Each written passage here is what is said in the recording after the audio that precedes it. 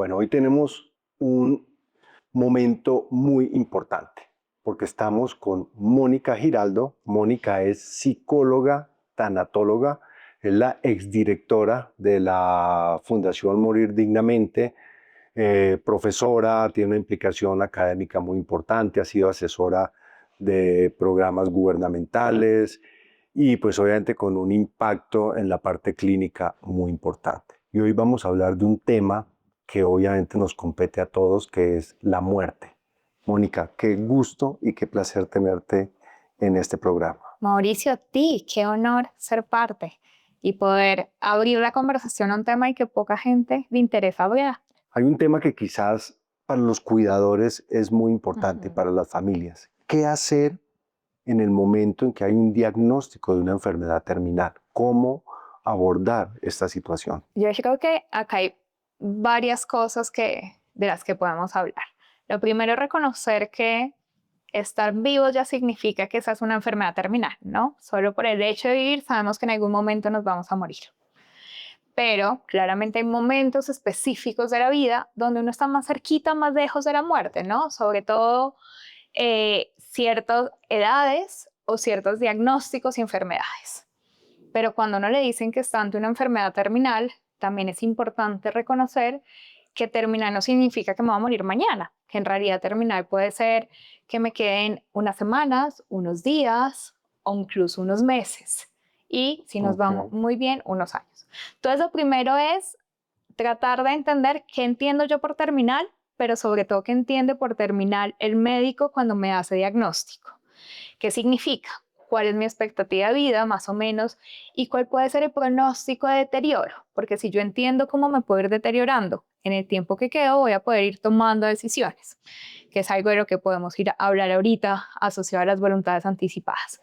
Pero entonces, cuando me enfrento con una enfermedad terminal, lo primero es saber que tenemos muchas cosas aún por hacer, que enfermedad terminal no es decir, ya, la medicina no puede hacer nada, nos cruzamos de brazos, entonces váyase a morir a casa, que era un poco como lo entendíamos antes.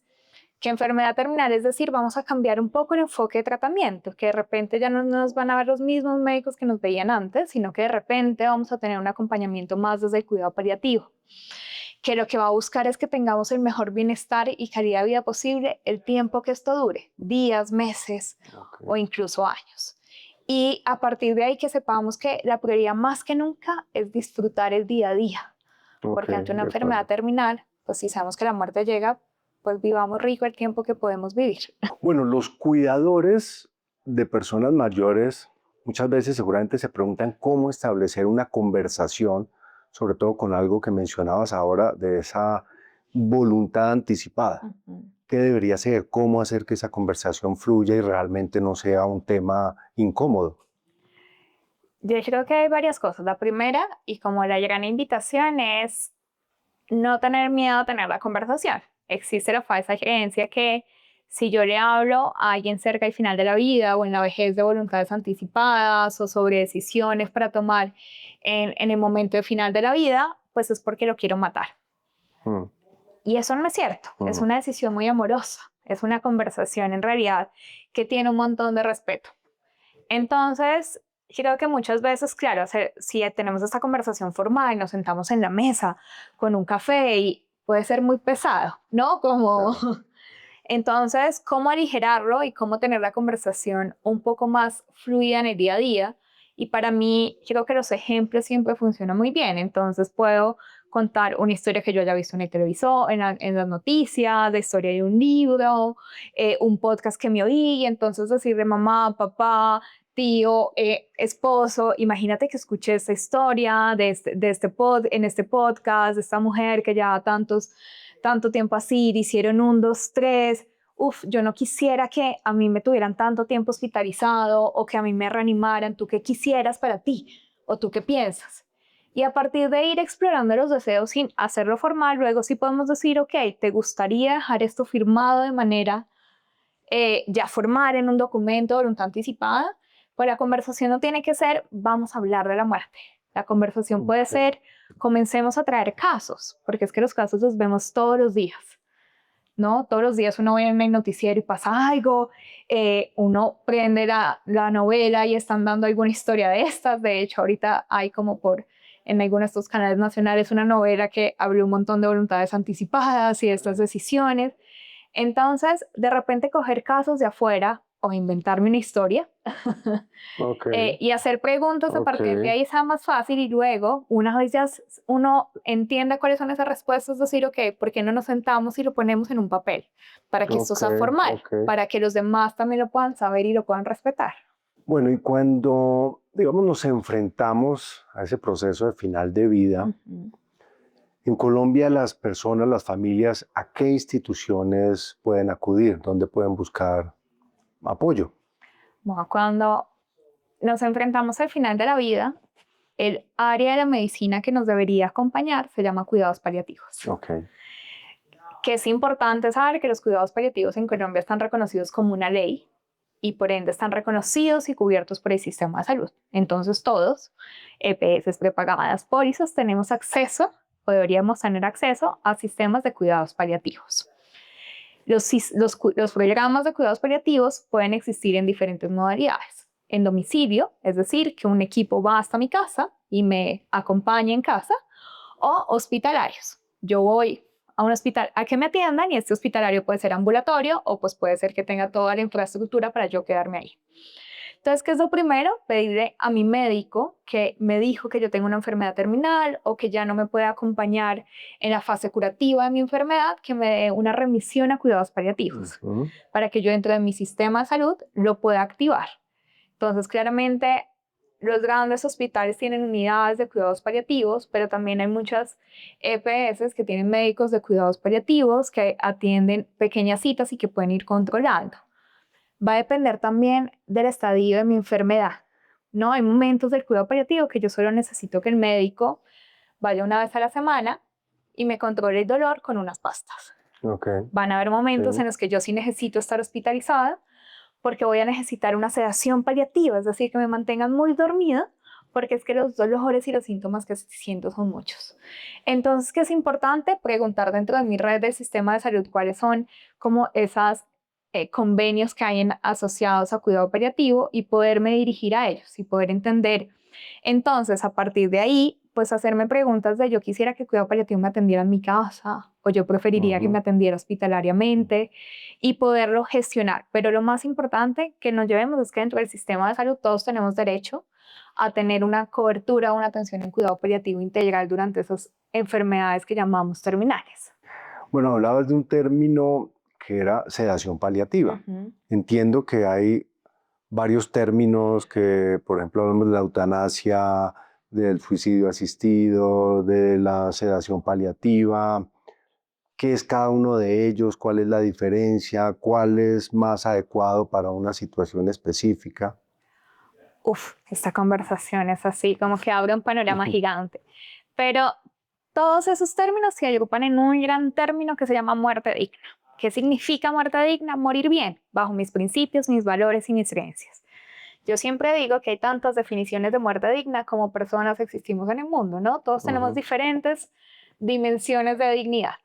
Digamos que hay unos consensos que hemos dicho que una muerte digna debería ser una muerte no prolongada, debería ser una muerte acompañada, debería ser una muerte donde no haya dolor, donde yo pueda tener como todos mis síntomas y malestares controlados, que ojalá pueda ser en casa o en un lugar amoroso.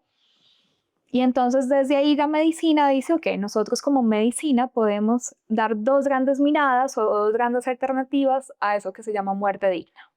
Por un lado, todo el camino de los cuidados paliativos, y los cuidados paliativos parten del principio de morirme en el momento que me tengo que morir. No vamos a buscar alargar la vida, Ok, pero tampoco vamos a buscar claro. acortarla. Entonces, ¿qué vamos a dar? El mayor bienestar y calidad posible de vida durante el tiempo que la persona pueda vivir, controlando todo lo que podamos controlar. Y dentro del cuidado paliativo, entonces tenemos algo que se llama sedación paliativa, que es la sedación paliativa, que cuando yo estoy ya muy cerquita a la muerte, ya hay muchos síntomas que no se han podido controlar, muchas veces los dolores o las náuseas, que de verdad nada me lo ha curado. Entonces, ¿qué hacen los médicos? Me sedan al máximo, a un nivel casi que estoy 100% dormida, como para entrar a una cirugía mucho Ujú. más sedada, y ahí reconozco que voy a llegar seguramente a la muerte, que la muerte puede llegar en horas o puede llegar en días durante ese proceso de sedación paliativa. Por otro lado, tenemos la muerte médicamente asistida. La muerte médicamente asistida es la acción médica directa con la intención de provocar la muerte. Entonces, si bien los cuidados paliativos no acortan, la muerte médicamente asistida, pues sí, realiza una acción directa para que yo muera anticipadamente. Y entre la muerte médicamente asistida tenemos dos opciones, la eutanasia y la asistencia médica al suicidio. La eutanasia, que es que un médico me pone un medicamento en una dosis letal que me provoca la muerte en cuestión de minutos. La asistencia médica al suicidio es que un médico me da los medicamentos y yo me los tomo, me los autosuministro. Hoy en día en Colombia, ¿qué tenemos regulado? Tenemos los cuidados paliativos, ya les decía ahorita, por una ley reconocida desde el 2014, la ley Consuelo de Isabela, y la muerte médicamente asistida, tenemos ambas despenalizadas, que significa despenalizadas, reconocidas como un derecho por la Corte Constitucional, pero solo la eutanasia reglamentada, que significa reglamentada, establecido el paso a paso de cómo acceder a ella por medio de una resolución del Ministerio de Salud. La asistencia médica al suicidio en este momento está en debate y sabremos en unos meses qué decide la Corte y si el Ministerio la reglamenta o no a partir de la respuesta de la Corte. Pero entonces en este momento, ¿qué tenemos como opción de muerte médicamente asistida? Solo la eutanasia, es decir, que el médico me ponga el medicamento. ¿Qué requisitos yo debo cumplir para acceder a una eutanasia en Colombia? Uno, que yo tenga una enfermedad grave e incurable. Segundo, que sea mi decisión, es decir, nadie puede solicitar la muerte por mí, debo ser yo quien solicite esta anticipación de la muerte. Y tercero, que haya un sufrimiento físico o psíquico secundario a esta enfermedad. Bueno, tú eres psicóloga, tanatóloga, ¿cierto? Y aquí pues viene una pregunta importante. ¿Por qué para las familias, para los cuidadores cuando se enfrentan pues a esta situación de fin de vida es importante buscar la ayuda o el acompañamiento de un especialista en psicología, pero con especialización en tanatología? Yo siempre he dicho que a mí la psicología me da la oportunidad de entender esos procesos mentales y lo quisiéramos decir de alguna manera del ser humano y entender esa complejidad por la que el ser humano transita. A mí la tanatología, al contrario, me da unas gafas para ver el mundo. Y las gafas con las que yo decido ver el mundo son unas gafas desde las pérdidas, casi, ¿no? Okay, como que sí. uno vive duelando en el día a día y también creciendo y aprendiendo de estos duelos. Con estas gafas que yo me pongo, yo logro poder acompañar o entender cuál es el momento preciso en que la persona va transitando las pérdidas de la vida. Muchas veces, si yo no he tenido esa formación o esas gafas, puedo hacer más daño que bien. A mí desafortunadamente me llegan a consulta muchas personas que han sido acompañados por otros profesionales en duelos muy mal acompañados porque es de las buenas intenciones, pero sin la experiencia y el conocimiento se puede hacer mucho daño. Pero también porque hay que reconocer que los duelos, sobre todo en la adultez y en la vejez, no están asociados solo a la muerte. Están asociados a reconocer mi propia mortalidad, y eso ya es un duelo gigante. Es reconocer las pérdidas asociadas a mi discapacidad física y el que yo ya no me puedo mover tan rápido y que ya no puedo hacer ciertas actividades y que ya no tenga independencia. Están asociadas también a la pérdida de estatus.